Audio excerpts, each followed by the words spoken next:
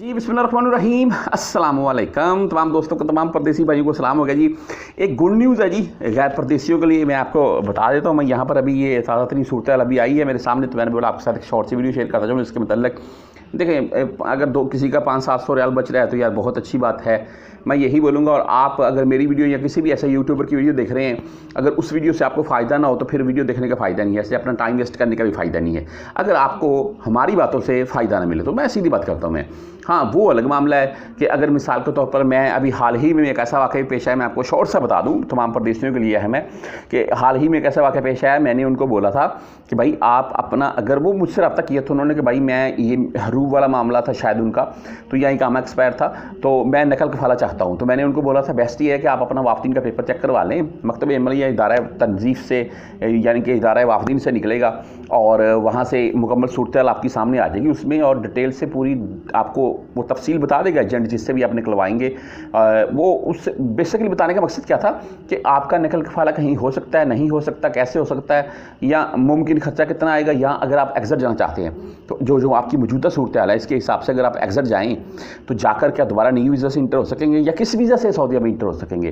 तो मैंने उनको तफसील बताई थी। वो देखें, मेरे पास हज़ारों मैसेज आते हैं, यकीन माने मैं कोशिश करता रहता हूँ, रिप्लाई करता रहता हूँ, लेकिन हमारा काम है बता देना, आगे हर बंदे की अपनी मर्जी। उन्होंने अपना काम वगैरह यानी कि पेपर वगैरह चेक नहीं करवाया, डायरेक्टली काम कर लिया, सवारा चलेगा और वहाँ से वो उन्होंने मकतब अमल का बोल दिया, मकतब अमल में भाई मैंने कॉल कर दिया, नंबर लिखा दिया, अभी मुझे आगे पता नहीं आया क्या करना है, या मुझे कॉल नहीं आ रही है, ये ऐसे लंबा चौड़ा मैसेज था।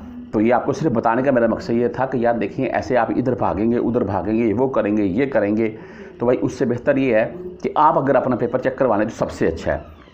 मेरा व्हाट्सएप नंबर साथ में चलता जाएगा, आपने मज़ीद इसके मतलब कुछ पूछना हो मुझसे पूछ सकते हैं। बाकी वो सऊदीया से, अगर पाकिस्तान से कोई न्यू वीज़ा के तौर पर आ रहा है सऊदीया में, तो उसके मतलब यानी कि कोई भी आपने गाइडलाइन नहीं हो, मुझे मैसेज कर सकते हैं, मैं कोशिश करूँगा भाई आपको रिप्लाई कर दूँ और गाइड कर दूँ जितना मुझे इल्म होगा। अच्छा, आज ये जो न्यूज़ आ रही है, मैं बात कर रहा था अगर किसी का 200-400-500 रियाल बच जाए तो वो कैसे बच जाए, मैं बात तो ये ना वो बच कैसे जाए। सुन लें, ये चीज़ आपके सामने आ जी। कौन सा टीम की जज़ान में आमद, अभी जद्दा की ये टीम जज़ान में जा रही है। अभी जज़ान, नजरान, सबिया, अबू रीश, इदाबी, फीफा, इसके पीछे शकेक, गुनफिज़ा, ये सभी इलाकों से आप इनके पास जा सकते हैं। मैं जज़ान वाली साइड पर तकरीबन 1.5-2 साल रहा हूँ, इसी चैनल के ऊपर बहुत सी वीडियो पड़ी हुई है जज़ान के जंगलात की, मेरे चैनल के ऊपर भी। अच्छा, ये इसमें है क्या, इसमें है जी ये जिस डेट को आ रही है वो है जी जुमा और हफ्ता 2 से 3 मई वाले दिन, ठीक है। एंड जुमे वाले दिन इनका टाइम टेबल है जी सुबह 8:30 बजे से 11:30 बजे तक, और दोपहर टाइम का 2:30 बजे से 5 बजे तक का टाइम है। हफ्ते वाले दिन का टाइम सुबह 8:30 बजे से 12 बजे तक का है, ठीक है जी। एंड जो इनका स्टे है, अड्डा है, वो आपको बता दूँ मैं, मुकाम सहारी होटल बामुकाबल गार्डेनिया होटल जज़ान, ठीक है। राब्ता नंबर भी नीचे लिखा हुआ है, आप किसी भी टैक्सी वाले को जज़ान में पूछकर वो इस एड्रेस के ऊपर पहुंच सकते हैं।